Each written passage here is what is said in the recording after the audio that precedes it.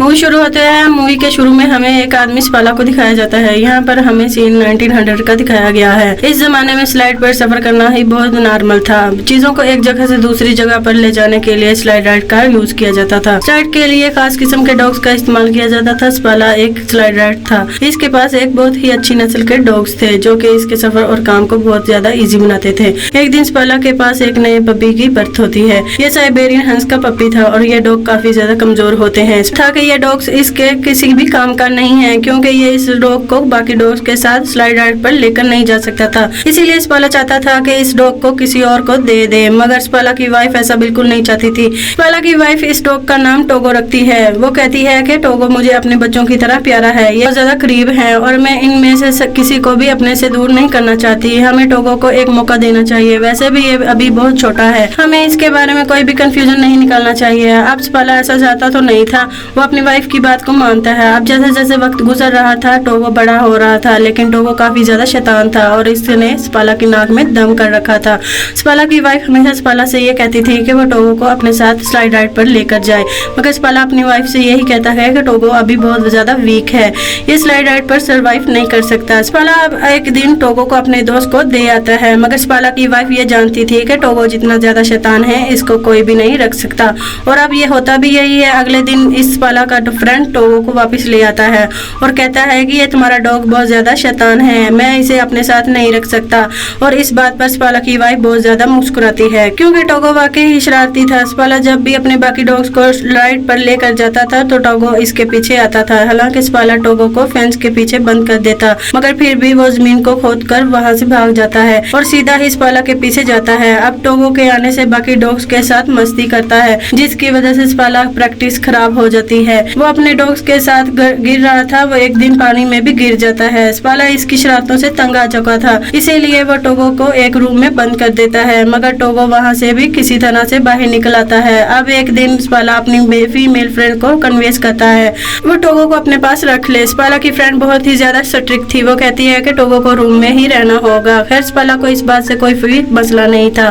स्पाला अपनी फ्रेंड के पास टोगो को छोड़कर वहां से चला जाता है, मगर इनके जाने के थोड़ी देर बाद टोगो वहां पर विंडो का शीशा तोड़ता है और बाहर आ जाता है और सीधा दोबारा से स्पाला के पास आ जाता है। स्पाला टोगो को देखकर बहुत ज्यादा परेशान हो जाता है। वो नोटिस करता है कि टोगो के हाथ भी जख्मी हो चुके हैं और उनके से खून निकल रहा है। इसीलिए अब वो टोगो को घर ले जाने के लिए स्लाइड पर बिठाता है, मगर टोगो स्लाइड पर नहीं बैठना चाहता था, वो बाकी डॉग्स के साथ भागना चाहता था। अब इतनी ज्यादा कोशिश करने के बाद टोगो स्लाइड पर नहीं बैठता तो स्पाला इसे बाकी डॉग्स के साथ बांध देता है। अब कुछ दूर जाने के बाद स्पाला नोटिस करता है कि टोगो काफी ज्यादा एनर्जेटिक है और वो बाकी डॉग्स के निस्बत काफी ज्यादा तेज भागता है। अब इसीलिए स्पाला टोगो को सबसे आगे बांध देता है। टोगो अपनी स्पीड से बहुत ही जल्द सबको अपने घर पहुंचा देता है। स्पाला टोगो को देखकर बहुत ही ज्यादा खुश हो जाता है और हैरान भी, और अपनी वाइफ को बताता है कि टोगो कितना स्पीड में भागा। वो अपनी वाइफ को यह भी बताता है कि ये एक लीड डॉग है। वो टोगो को देखकर बहुत ज्यादा खुश हो रहा था। स्पाला की वाइफ भी टोगो को देखकर खुश होती है। इसके बाद स्पाला अपने शहर में टोगो की मदद से बहुत ज्यादा स्लाइड राइड्स जीत जाता है, पर आहिस्ता आहिस्ता टोगो और स्पाला बहुत ज्यादा मशहूर हो जाते हैं। वक्त इसी तरह गुजरता रहता है और अब 12 साल हो चुके थे। हम देखते हैं कि टोगो काफी ज्यादा बूढ़ा हो चुका है। एक दिन स्पाला अपने सफर से वापस अपने शहर आता है। इसको ये बात पता चलती है कि शहर में एक बीमारी फैल चुकी है। बीमारी का नाम था डिप्थीरिया।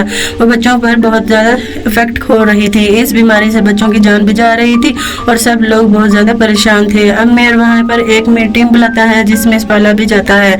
मेयर बताता है कि इस बीमारी का एक एंटीडोट भी है जो यहाँ से 6 किलोमीटर दूर नवारा में है, लेकिन यहाँ पर जाना बहुत ज्यादा खतरनाक है क्योंकि वहाँ पर बहुत ज्यादा बड़ा तूफान आने वाला है। मेयर वहाँ पर स्पाला से वहाँ के मौसम के बारे में पूछता है। स्पाला इसको जवाब देता है कि जब मैं वापस आ रहा था मौसम को देखकर डॉग्स भी घबरा रहे थे। टोगो भी बहुत ज्यादा घबरा रहा था। टोगो ने भी काफी साल बाद ऐसा किया है, मगर वो मौसम से घबरा रहा था, तो हमें भी घबराना चाहिए। इसके बाद स्पाला वहाँ से चला जाता है। स्पाला जब बाहर आता है तो एक डॉक्टर इससे लिफ्ट मांगता है। अब स्पाला अपनी स्लाइड पर डॉक्टर को हॉस्पिटल छोड़ देता है। हॉस्पिटल में स्पाला जाकर देखता है कि सब बच्चे बहुत ज्यादा बीमार हैं और अगर मेडिसिन ना लाई तो बच्चों की जान को खतरा हो सकता है। अब ये सब देखकर स्पाला अजीब सोच में पड़ जाता है। वो घर आकर अपनी वाइफ से कहता है कि मैं दवा लेने जरूर जाऊंगा। वो कहता है कि मैं टोगो को भी अपने साथ लेकर जाऊंगा। तब स्पाला की वाइफ इससे कहती है कि टोगो अब 12 साल का हो चुका है और तुम ने खुद ही कहा था अब टोगो बहुत ज्यादा वीक हो गया है और अब तो मौसम भी बहुत ज्यादा खराब है और मैं नहीं चाहती कि तुम इसकी मौत का रीजन बनाओ और तुम अपनी सारी जिंदगी इस बात में गुजार दो कि तुम्हारी वजह से टोगो मर गया। मगर स्पाला टोगो के बगैर जाना नहीं चाहता था। वो अगली सुबह टोगो को लेकर अपनी वाइफ को गुड बाय बोलकर चला जाता है और जैसे जैसे स्पाला और इसके डॉग आगे बढ़ रहे थे तो तूफान भी आगे बढ़ रहा था और हवा इतनी ज्यादा तेज थी कि स्पाला को कुछ भी नजर नहीं आ रहा था। टोगो सबसे आगे था। स्पाला अपने डॉग को आगे बढ़ने के लिए बोल रहा था क्योंकि इन्हें नुआरा से मेडिसिन लेकर बहुत जल्द वापस भी आना था। स्पाला अपने डॉग्स के साथ बहुत ही गहरी ढलवान पर होता है। तभी टोगो वहां पर रुक जाता है लेकिन स्पाला को कुछ भी नजर नहीं आ रहा था। स्पाला जब आगे देखता है तो बहुत ही बड़ी खाई होती है। टोगो ने इस भयानक तूफान में भी इस गहरी खाई को देख लिया था और इसीलिए वो रुक गया था। इसी वजह से स्पाला और इसके बाकी डॉग्स की जान बच गई थी। तभी स्पाला देखता है कि टोगो के पाँव में बहुत ही गहरी चोट लगी है और इससे खून भी निकल रहा है। वो पूरा दिन सफर करने के बाद स्पाला और इसके डॉग्स आउटपोस्ट पर पहुंचते हैं। इस आउटपोस्ट पर एक लेडी डॉक्टर होती है और वो स्पाला को बताती है कि टोगो अब 12 साल का हो चुका है और ये काफी ज्यादा वीक हो चुका है और इतना बड़ा सफर टोगो के लिए अच्छा नहीं है। मगर फिर भी अगले दिन स्पाला और इसका लीड डॉग आगे बढ़ते हैं। वहीं पर हॉस्पिटल में बच्चों की हालत खराब हो रही थी और इधर स्पाला अपने डॉग के साथ आगे बढ़ रहा था। वो शॉर्टकट्स ले रहा था और कि वो जल्दी से अपने पॉइंट पर पहुंच सके। और जब वो आगे देखता है कि एक बहुत ही खतरनाक जमी हुई झील थी और दूसरी तरफ से वो खतरनाक तूफान भी इनकी तरफ बढ़ रहा था। मगर स्पाला यहाँ पर डरता नहीं है। वो अपने डॉग्स को कहता है कि आगे बढ़ो। ये बर्फीली झील इनके कदमों से भी हिल रही थी। स्पाला के डॉग्स बहुत तेजी से आगे बढ़ रहे थे और वो किसी तरह इस बर्फीली झील को पार कर लेते हैं। अब पूरा दिन सफर करने के बाद वो एक चेक पोस्ट पर पहुंचते हैं और वहां पर पहुंचकर आराम करते हैं। दूसरी तरफ देखते हैं कि स्पाला की वाइफ मेयर के पास जाती है और वो कहती है कि नुआरा से मेडिकेशन को भेज दिया गया है और वो रास्ते में स्पाला को मिल जाएगा। स्पाला तो शॉर्टकट से आगे बढ़ रहा था। अगर वो मेडिकेशन इसको ना मिली तो इसका सफर और भी ज्यादा बड़ा हो जाएगा। वहीं पर दूसरी तरफ हम स्पाला को देखते हैं जो सफर करने के बाद एक और चेक पोस्ट पर पहुंचता है। टोगो की हालत बहुत ज्यादा खराब हो गई थी। टोगो फिर भी आगे बढ़ना चाहता है। वो रुकना नहीं चाहता। वो लेट करना चाहता है। अब वैसा ही करता है। स्पाला अपने शॉर्टकट से आगे जा रहा था। अगर इसको वो आदमी ना मिला जो नुआरा से मेडिकेशन ला रहा था तो स्पाला के लिए इसका सफर और भी ज्यादा मुश्किल हो जाएगा। अब स्पाला यहाँ पर बहुत ज्यादा थक गया था। इसकी आंखें बंद हो रही थी मगर इसके डॉग्स बिजली की तरह आगे बढ़ रहे थे। हम देखते हैं कि एक आदमी नुआरा से आया था जिसके साथ में दवा थी। वो आदमी रुकता है। स्पाला अपने डॉग्स के साथ आगे बढ़ रहा था। वो आदमी इसको आवाज भी देता है लेकिन स्पाला अपनी मदहोशी में होता है। यहाँ पर बहुत तेज हवा चल रही होती है जिसकी वजह से स्पाला इस आदमी की आवाज नहीं सुन पाता। मगर टोगो ने यहाँ पर कुछ तो सुन लिया था। इस आदमी को लग रहा था कि स्पाला ने इसकी कोई आवाज नहीं सुनी और वो ऐसे ही आगे चला गया। मगर तभी वो आदमी देखता है कि स्पाला वापस आ रहा है क्योंकि टोगो वहां पर रुक गया था और स्पाला के पास वो दवा थी जिसकी वजह से वो इतनी दूर आया था। अब दोनों आगे जाकर एक चेक पोस्ट पर रुकते हैं। स्पाला का दोस्त इससे कहता है कि टोगो को यहीं पर छोड़ दो। मैंने ऐसे खतरनाक तूफान में अपने बहुत ज्यादा डॉग्स को खोया है और मैं नहीं चाहता कि तुम अपने प्यारे डॉग टोगो को खो दो। लेकिन स्पाला इस बात से मना करता है। वो कहता है कि टोगो मेरा लीड डॉग है। मैं इसके बगैर सफर नहीं कर सकता। और दोबारा से स्पाला अपने डॉग्स के साथ सफर शुरू कर देता है और दोबारा से इनके पास वही झील आती है जिसको स्पाला ने अपने डॉग्स के साथ पार किया था। अब वो झील हिल रही थी। अगर वो लोग इस झील के ऊपर से न गए तो इनका सफर एक दिन और भर जाएगा। स्पाला अब ये फैसला करता है कि हम इस रास्ते से सफर करेंगे और वो अपने डॉग टोगो को कहता है कि आगे बढ़ो और सारे ही डॉग्स बहुत तेजी से इस झील को पार करने लगते हैं। फिर अब वो झील से पानी निकलना शुरू हो जाता है। अगर ये लोग इस झील में डूब गए तो सबके सब मारे जाएंगे। मगर यहाँ पर टोगो और बाकी डॉग की स्पीड की वजह से वो लोग किसी न किसी तरह किनारे पर पहुंच जाते हैं। मगर जिस टुकड़े से वो आगे बढ़ने वाले थे तभी वो टुकड़ा हिलता है और किनारे से अलग हो जाता है। अब स्पाला टोगो को उठाकर किनारे पर फेंक देता है और कहता है कि इस बर्फ के टुकड़े को खींचो। टोगो यहाँ पर बहुत ज्यादा जख्मी था और वो जख्मी होने के बावजूद अपना पूरा जोर लगाता है और सभी को किनारे पर ले आता है। अब ये सब लोग इस जमी हुई झील से बाहर आ चुके थे जहाँ पर ये सब फंस गए थे। अब स्पाला अपने डॉग्स को बचाकर किसी तरह एक चेक पोस्ट पर लेकर रुकता है जहाँ पर वही लेडी डॉक्टर भी थी। वो लेडी डॉक्टर जब टोगो को देखती है इसकी आंखों में आंसू आ जाते हैं। वो स्पाला को कहती है कि तुम्हारा डॉग मर रहा है, इसकी हालत बहुत ज्यादा खराब है।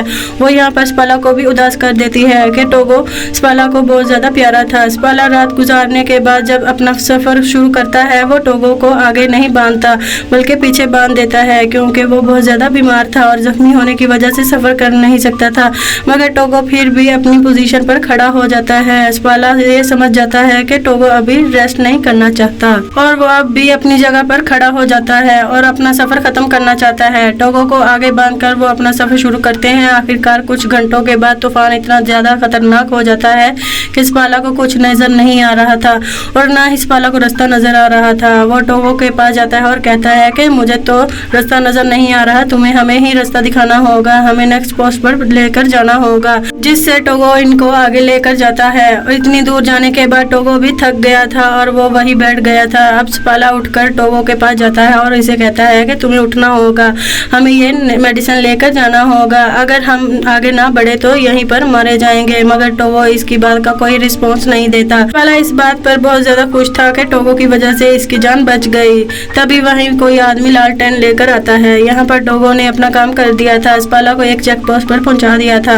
वो ये देखकर बहुत ज्यादा खुश होता है कि ये टोगो की वजह से सबकी जान बच गई। अब सबके सब अंदर जाते हैं क्योंकि टोगो बहुत ही ज्यादा बेहाल होता है। रात को सबके सब रेस्ट करते हैं। इसके बाद स्पाला अपने दोस्त को मेडिसिन देता है। इसके बाद वो आदमी सुबह को दवाइयाँ लेकर निकल जाता है और कुछ ही देर बाद वो नोम सिटी पहुंच जाता है, ये जहाँ पर एक रिपोर्टर इसका वेट कर रहा था, क्योंकि ये बात न्यूयॉर्क तक पहुंच गई थी कि एक आदमी इतना बड़ा सफर तय करके बीमार बच्चों के लिए मेडिसिन लेने गया है। अब यहाँ रिपोर्टर को यही लग रहा था कि यही आदमी यानी टाइम के साथ वापस आ रहा है। अब वो रिपोर्टर स्पाला की बजाय इस आदमी का नाम अपने अखबार में छाप लेता है। स्पाला की वाइफ यहाँ पर बहुत ज्यादा डिसअपॉइंटेड होती है। दूसरी तरफ टोगो भी काफी हद तक रिकवर हो जाता है। अब स्पाला अपने दोस्त के साथ नोम सिटी पहुंच जाता है। वहाँ पर स्पाला और टोगो को थैंक्स बोलने के लिए बहुत ज्यादा लोग आते हैं। यहाँ पर वो बच्चे भी आते हैं जो स्पाला की वजह से ठीक हुए हैं। वहीं पर एक बच्ची भी आती है और पूछती है कि ये मरने वाला है। स्पाला इसकी बात सुनकर अपने घर से बाहर निकल जाता है और इसकी वाइफ इसके पीछे जाती है और वो अपनी वाइफ से कहता है कि टोगो की ये हालत मेरी वजह से हुई है। टोगो 12 साल का था कि मुझे इसे अपने साथ नहीं लेकर जाना चाहिए। इसकी वाइफ इसे कहती है कि क्या टोगो के अलावा कोई और भी जो इस काम को कर सकता था। वो ये सुनकर खामोश हो जाता है और कहता है इसके अलावा और कोई नहीं ये काम नहीं कर सकता था। स्पाला जब अगले दिन प्रैक्टिस पर जा रहा था तो टोगो को जब ये देखता है तो वो भी बाकी दोस्त के साथ बाहर जाना चाहता था। वो घर में नहीं रुकना चाहता था। अब स्पाला यहाँ पर इस बात को समझ जाता है कि वो स्लाइड को नहीं खींचना चाहता था बल्कि वो स्पाला के साथ टाइम गुजारना चाहता था। अब थोड़े वक्त के बाद टोगो ठीक हो जाता है। 2 साल के बाद टोगो के कुछ बच्चे भी होते हैं। इन बच्चों की बर्थ को नया नाम दिया गया था, वो था स्पाला साइबेरियन। इसके बाद 1929 में टोगो की डेथ हो गई। इसके बाद भी स्पाला डॉग्स को ट्रेन करता है, लेकिन टोगो को इसकी सिटी में बहुत ज्यादा फेमस था। यह थी टोगो की स्टोरी। टोगो ने यह साबित किया था कि इस दुनिया में सबसे ज्यादा वफादार डॉग्स होते हैं। इसके बाद मूवी खत्म होती है। अगर आपको हमारी ये वीडियो अच्छी लगी है, हमारी रजीला फिल्म को सब्सक्राइब करें और हम मिलेंगे एक नई वीडियो के साथ।